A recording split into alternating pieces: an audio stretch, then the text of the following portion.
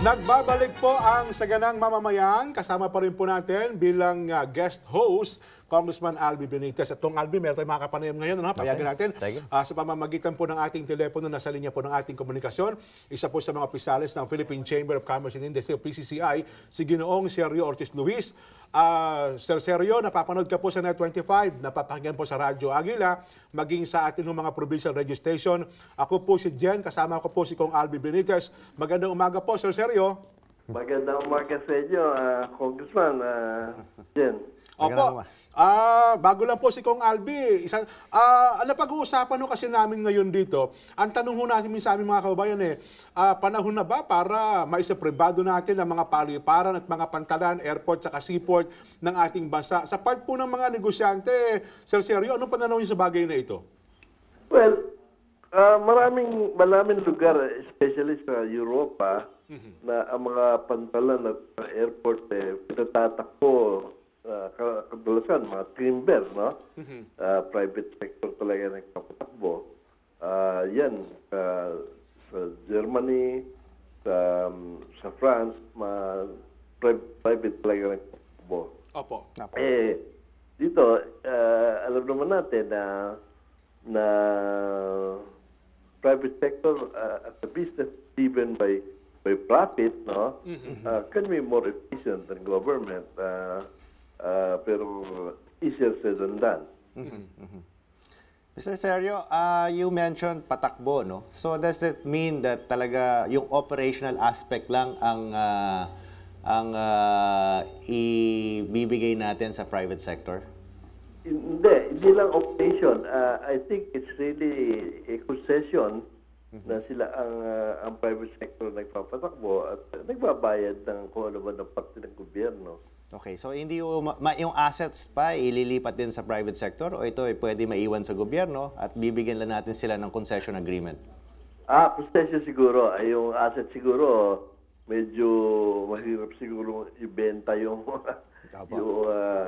mga assets dyan, lalo na talagang ano yan,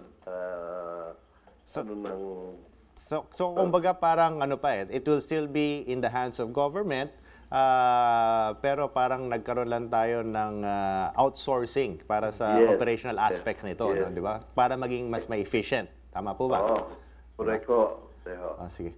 Isa ho sa mga words na parati natin naririnig, ang efficiency. Pero sa tingin niyo po, as a businessman, is government efficient?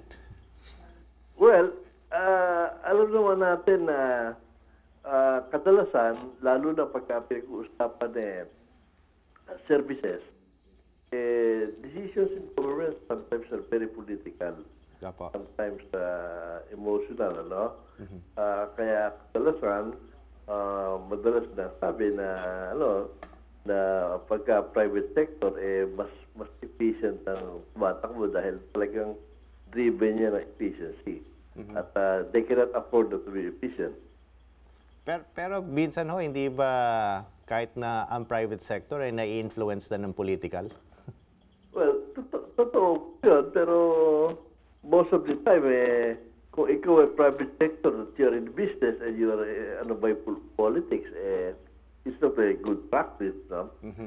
There are times that totoo yun, pero most of the time, makikita naman natin, pag private sector nagpapatakbo, talagang efficiency hinahabol.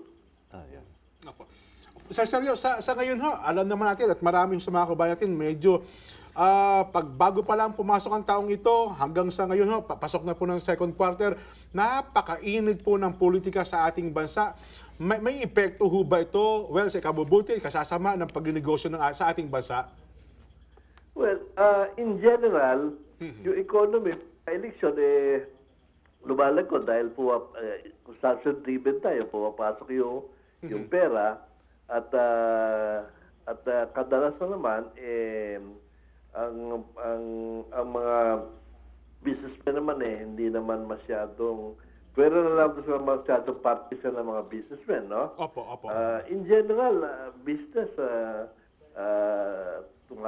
lumalago pa nga pagka election dahil talagang sumasabog ang pera. Pero sabi nila parang ano ata yan parang may tinatawag silang salita kapag ganito papalapit ng politika hindi tunay na parang di ba ang negosyo sumisigla dahil lamang sa politika pero pagkatapos po noon nawawala din seryo Totoo yun. Pero at least there will be a period na talagang lalabas yung mga pera at lalago yung ibang negosyo at kita naman yun, mga printing media at yung mga transportation, yan lahat na yan, sumisikla pagka politika. Sir Sergio, considering ang dami na mga bad publicity lumalabas sa bansa natin, may mga incidents, may mga issues, ano ang business sentiment sa tingin nyo itong 2015? Well, maganda pa rin naman ang pananaw ng business sector sa natin at tuloy-tuloy naman ang paglago ng ating business, no? Dangan nga lang, even if we are saying na tumaas tayo ng GDP ng 6%, export natin nagkaroon ng 9% growth noong nakaraan, noon, iiwanan pa rin tayo ng iba dahil maliit na ekonomiya natin ibig sabihin while we are improving, naiiwanan pa rin tayo ng ating mga kasama dito sa ASEAN especially. So, ibig nyo sabihin, mas mabilis ang pag-unlad ng mga ibang bansa kaysa sa atin? Halimbawa, yung export natin, sabi natin 9%, almost 10% na noong 2014. Ang Vietnam, lumaki lang ng 3.5%. Pero yung 3.5% nila, in total amount, 2.5 times lang ng export natin ng Vietnam Times 2.5 So in absolute number, mas malaki pa inilagbo ng ekonomiya nila. Sa GDP naman, halimbawa, lumaki tayo ng 6% or 7%. Yung Thailand, lumaki sila ng mga 2%, mas malaki pa rin doon sa 6% natin. Dahil mas maliit yung base natin, no? Mas maliit na yung economy natin compared to them. So, maganda pakinggan yung percentage, pero pag tinignan ng absolute numbers, ganun din. Pareho rin yung foreign direct investment natin.